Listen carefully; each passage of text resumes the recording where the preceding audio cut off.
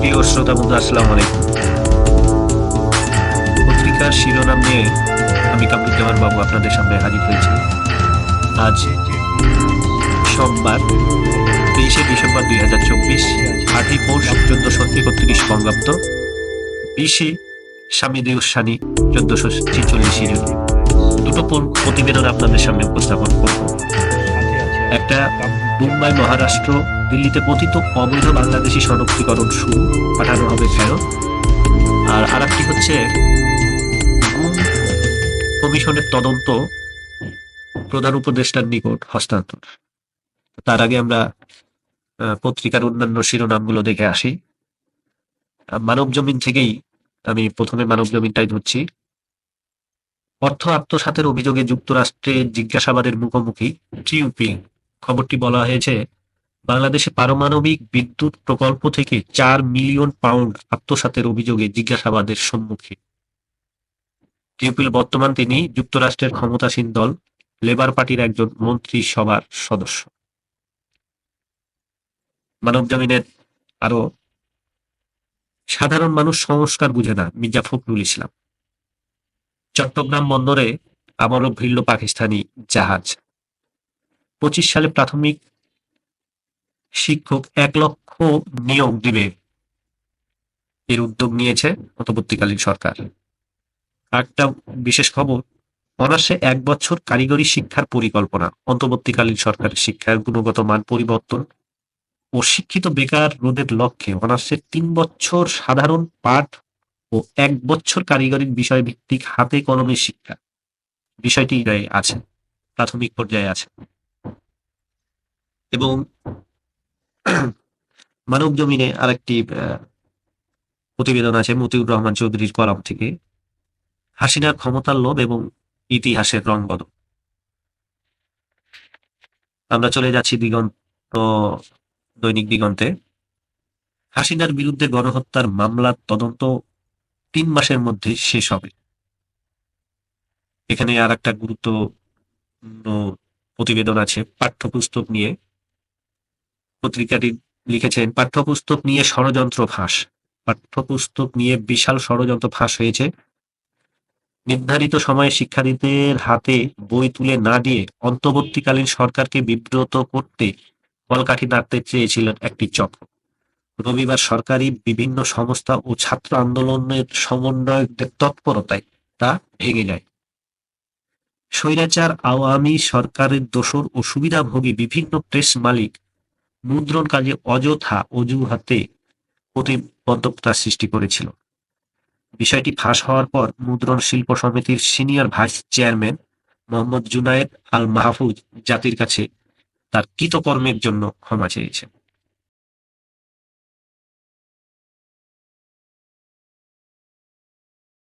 এখন দেশকে কেউ যেন বিভক্ত করতে না পারে, মির্জা ফখরুল। পেশাদার ও দক্ষ বাংলাদেশি নিয়োগে আগ্রহী লিবিয়া। বাংলাদেশের লিবিয়ার রাষ্ট্রদূত আব্দুল মুতালিব এস এম সুলাইমান এই আগ্রহ প্রকাশ পায়। এই ছিল মোটামুটি সংবাদ। আমি এখন মানব জমিনের একটা প্রতিবেদন আপনাদেরকে উপস্থাপন করছি। সেটা হচ্ছে, মুম্বাই মহারাষ্ট্র দিল্লিতে কথিত অবৈধ বাংলাদেশি শনাক্তকরণ শুরু, পাঠানো হবে ফেরত। ভারতে বসবাসরত, আমি একটু পড়েই আপনাদেরকে আমি জিনিসটা বোঝাচ্ছি। ভারতে বসবাসরত কথিত বাংলাদেশি অবৈধ অভিবাসীদের বিরুদ্ধে শনাক্তকরণ অভিযান শুরু করেছে মুম্বাই মহারাষ্ট্র ও দিল্লিতে। এই অভিযানে যাদেরকে বাংলাদেশি অবৈধ অভিবাসী হিসাবে শনাক্ত করা হবে তাদেরকে খুব দ্রুতই দেশে ফেরত পাঠানো হবে। ওদিকে পশ্চিমবঙ্গে বাংলাদেশি হিন্দু রোগী নন এমন ব্যক্তিদের চিকিৎসা দেওয়ার বিরুদ্ধে কলকাতার একটি হাসপাতালের বাইরে প্রতিবাদ বিক্ষোভ করেছে ভারতীয় জনতা পার্টি বিজেপি। খবর দিয়েছে অনলাইন হিন্দুস্তান টাইম ও বার্তা সংস্থা এএনআই। মহারাষ্ট্রের মুখ্যমন্ত্রী দেবেন্দ্র ফডনবিস শনিবার বলছে, মুম্বাই ও মহারাষ্ট্রের বাংলাদেশি অবৈধ নাগরিকদের বিরুদ্ধে দমন পীড়ন শুরু হয়েছে, তাদেরকে দ্রুতই ফেরত পাঠানো হবে। হিন্দু নন এমন সম্প্রদায়ের উপাসনালয়কে রাজ্যের নিয়ন্ত্রণে আনার দাবি পর্যালোচনা করবে সরকার।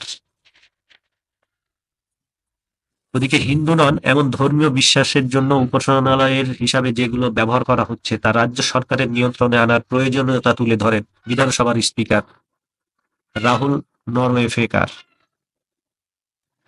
ভারতের রাজধানী নয়াদিল্লিতে বসবাসকারী বাংলাদেশি অভিবাসীদের শনাক্তকরণ, আটক ও তাদেরকে বাংলাদেশে ফেরত পাঠানোর উদ্যোগ জোরালো কাজ করছে দিল্লি পুলিশ। বাংলাদেশি অবৈধ অভিবাসীদের শনাক্ত করতে তীব্র তল্লাশি ও তথ্য সংগ্রহ করছে। আউটার ডিস্ট্রিক্টের অধীনে সন্দেহভাজনদের বসবাস করার অভিযোগ শনাক্ত করা হয়েছে ১৭৫ জনকে। দিল্লি বিজেপি সভাপতি বীরেন্দ্র সাচদেব বলেন, দিল্লির নাগরিকদের অধিকার কেড়ে নিচ্ছে রোহিঙ্গা ও বাংলাদেশিরা। ভোট ব্যাংক হিসাবে তাদেরকে আম আদমি পার্টি আশ্রয় দিয়েছে বলে তিনি দাবি করেন। ওদিকে কলকাতার মুকুন্দপুর একটি হাসপাতালের বাইরে শনিবার বিক্ষোভ করেছে বিজেপির একদল কর্মী। তাদের দাবি, বাংলাদেশ থেকে যাওয়া আমি আবার পড়ছি, বাংলাদেশ থেকে যাওয়া হিন্দু নন এমন কোনো মানুষকে চিকিৎসা দেওয়া বন্ধ করতে হবে। অর্থাৎ হিন্দু হলে সে চিকিৎসা পাবে, এটাই মূল কথাটা হচ্ছে এটাই। এদিন তারা অন্য আরেকটি হাসপাতালে এই বিক্ষোভ করেন এবং এই বিক্ষোভ সব হাসপাতালে ছড়িয়ে দেওয়ার প্রতিশ্রুতি দেয়। তো ভারত হচ্ছে গণতান্ত্রিক দেশ, তাদের গণতন্ত্র হচ্ছে সংখ্যালঘুদের উপরে চাপ সৃষ্টি করা, সংখ্যালঘুদেরকে তারা তুচ্ছ-তাচ্ছিল্য করা, সংখ্যালঘুদেরকে তারা দেশ থেকে বের করে দিয়ে একটা হিন্দু রাষ্ট্র তৈরি করা। এটাই হচ্ছে ভারতের গণতান্ত্রিক দেশ। ভারত হিন্দু মৌলবাদী আদর্শ যতদিন না ছাড়বে ততদিন ভারতকে বুঝতে হবে যে তারা এই পৃথিবীর মানচিত্রের একটা কুলসিত মন মানসিকতা এবং কুলসিত একটা রাষ্ট্রের পরিচালনা করছে। বাংলাদেশকে তারা যেভাবে বলে, আমরা সেভাবে আমাদের মিডিয়াগুলোকে আগিয়ে আসতে হবে। ভারতে সংখ্যালঘুদের উপরে যে ধরনের নির্যাতন, নিপীড়ন, দমন, পীড়ন, অসম্মানজনক পজিশন, অসম্মানজনক পরিবেশ, বৈষম্যমূলক পরিবেশ তৈরি করে পৃথিবীর অন্যান্য যেই সব হিংস্র দেশ আছে, ভারত তাদেরই একদম। তো এটা ছিল ভারতেরই। আমি আর একটা প্রতিবেদন দৈনিক ইনকিলাব থেকে নিব।